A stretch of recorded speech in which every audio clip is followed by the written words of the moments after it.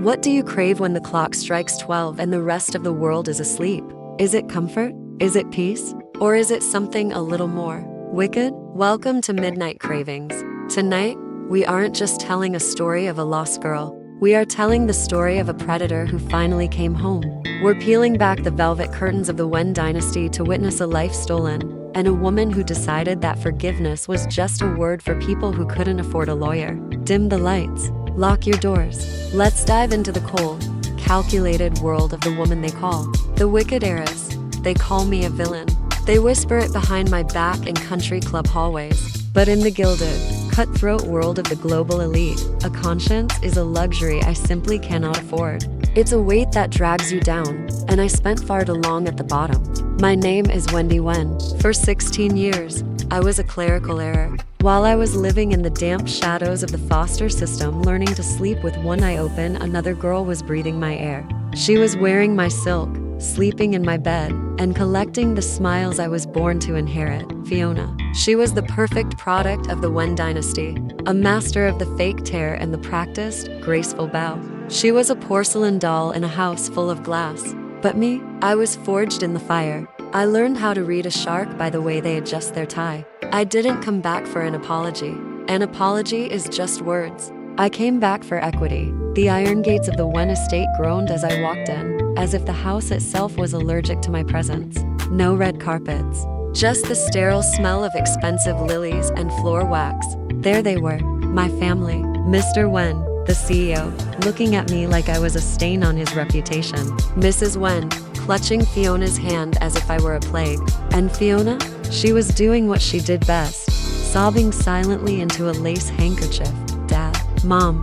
I'll leave, Fiona whispered. I don't want to be the reason this family falls apart. God, it was a brilliant move. The damsel in distress play.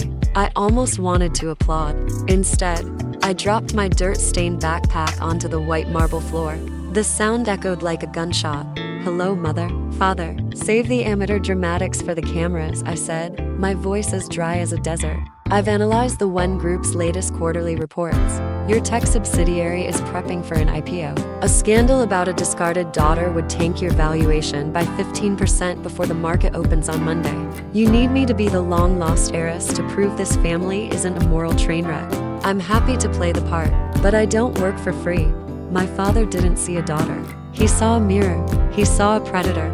Deal, he said, and the clock started ticking. But before the boardrooms and the power suits, there was the basement. People think success happens overnight. They don't see the 2 years I spent in a windowless room in the industrial district, where the air smelled like ozone and burnt coffee. I had the $2 million I extorted from the Shens, but in the tech world, $2 million is gone in a heartbeat if you aren't careful. I recruited Marcus in a dive bar. He was a coding genius who had been blacklisted by the big firms for being uncooperative. I told him I didn't need him to be cooperative. I needed him to be a weapon. We lived on caffeine and spite. There were nights when the heating failed, and we wrapped ourselves in cheap blankets, our fingers stiff as we typed the foundation of Apex Mythos. I remember one night, Marcus looked at me, his eyes bloodshot from 16 hours of staring at code. Why are we doing this, Wendy? You have the Wen name now. You could just live off the allowance. I didn't even blink. The allowance is a leash, Marcus. I don't want to be fed. I want to own the kitchen. That was the night we finalized the decentralized architecture that would eventually make the Wen Group's traditional assets look like StoneTools.st. Jude's Academy was the second front of my war. It wasn't just about grades. It was about social capital. Fiona had spent years building a fortress of friends who were really just parasites looking for a host. They tried to break me every day. They accidentally spilled coffee on my laptop. They locked me in the gym. Sebastian Shen, the golden boy with the rotten core, thought he could intimidate me into silence after the incident in the classroom. You think you're smart because you got a little check from my mother? Sebastian cornered me in the library one afternoon. You're a glitch in the system, Wendy. Once the IPO is over, your father will find a way to make you disappear. You're just a tool to them. I leaned back against the mahogany shelves, looking at him with genuine boredom. Sebastian, you speak about systems as if you understand them. You're a third-generation heir. You've never built anything. You've never even fixed your own car. Your entire existence is a rounding error on your father's balance sheet. While you're worrying about where I'll be after the IPO, maybe you should worry about why your father has been selling off his shares in the Shen Group quietly for the last 3 months. The ship is sinking, and you're busy rearranging the deck chairs. He turned pale. He didn't know. Of course he didn't. He was too busy being royalty. Then came the Wen Family Charity Gala, the event Fiona designed specifically to be my execution. She invited the entire city's elite. She even graciously bought me a dress. It was a beautiful, pale pink silk gown. When I put it on, I realized why she gave it to me. The fabric was so thin it was almost translucent under camera flashes, and the cut was designed to look cheap on anyone who didn't have Fiona's specific, delicate frame. It was a trap to make me look like the gutter girl trying to play dress up. I didn't wear it. I walked into that ballroom in a custom-tailored, midnight black tuxedo. No jewelry. Just a watch I'd bought with my first profit from Apex Mythos. The silence that followed my entrance was louder than the orchestra. I didn't look like a debutante. I looked like the person who hired the debutantes. Fiona approached me, her eyes simmering with rage behind a mask of concern. Wendy, dear, what happened to the dress I bought you? Everyone is staring. It's a charity gala, not a funeral. You're right, Fiona, I said, loud enough for the surrounding socialites to hear. It's not a funeral yet, but since this gala is for the Foster Youth Initiative, I thought it was inappropriate to wear a $10,000 dress bought with corporate funds. I've actually spent the evening talking to the donors. I've managed to secure $5 million in commitments for a real housing project, not just a fancy party with lace napkins. By the way, your charity records for last year show a 40% administrative fee. That's a lot of champagne for the orphans, don't you think? Fiona's smile didn't just fade. It curdled. The reporters, sensing blood, shifted their cameras from her to me. That was the moment the city stopped seeing me as the lost daughter and started seeing me as a threat. The downfall of the Shens was almost too easy. Sebastian thought he was untouchable because of his family's ties to my father. But in business, ties are just things you cut when they start to choke you. I fed the information Marcus had gathered about the Shen Group's offshore accounts to a mid-level auditor who was hungry for a promotion. It was like pulling a single thread on a cheap sweater. The day the news broke, Sebastian found me at the academy. He wasn't the arrogant prince anymore. His tie was loose. His eyes were wild. You did this, he hissed. My father is being questioned. Our accounts are frozen. You've destroyed us. I didn't destroy you, Sebastian.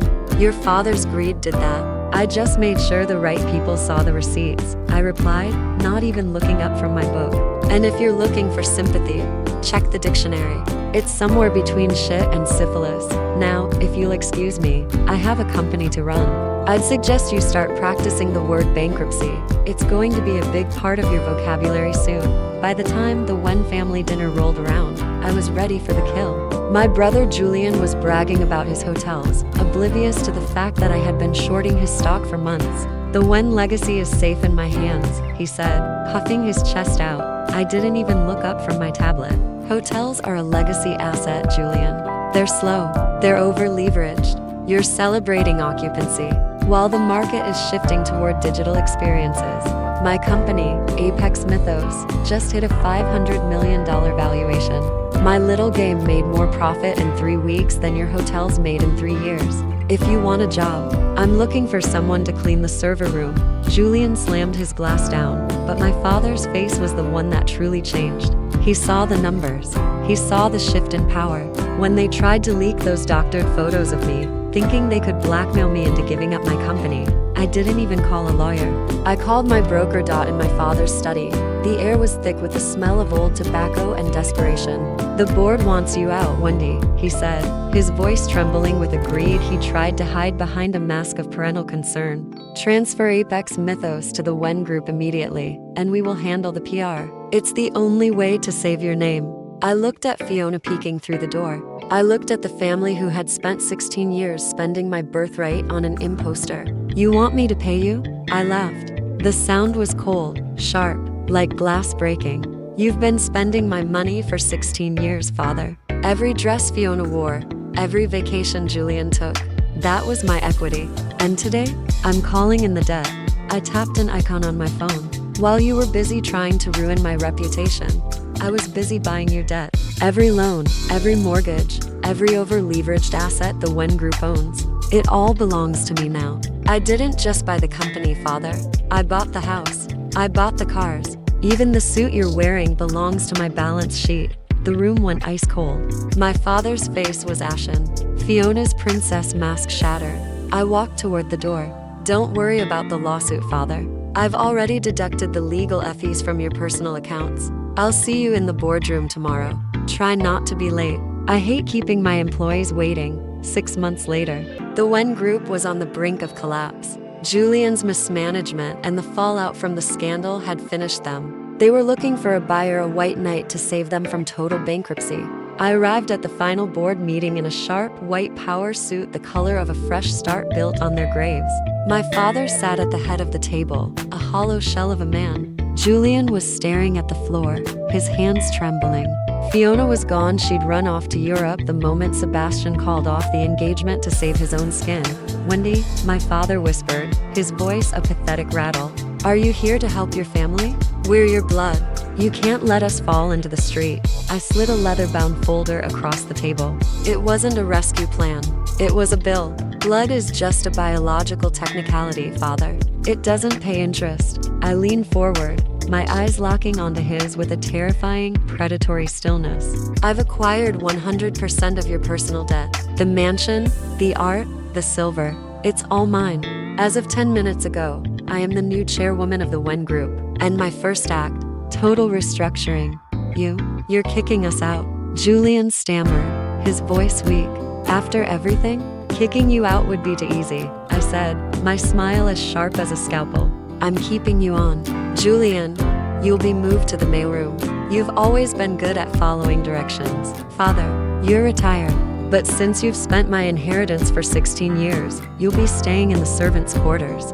Consider it a chance to experience the humility you told me I needed when I first arrived. I stood at the head of the table, the seat he had used to rule his kingdom of lies. I looked out the window at the city skyline. I didn't feel relief. I felt ownership. Marcus walked in and handed me a glass of the most expensive wine from my father's private cellar. Was it worth the cost? He asked. I took a slow sip, the cold, dark vintage hitting my tongue like a long overdue payment. I thought about the 16-year-old girl who had been beaten, ignored, and discarded. She wasn't here anymore.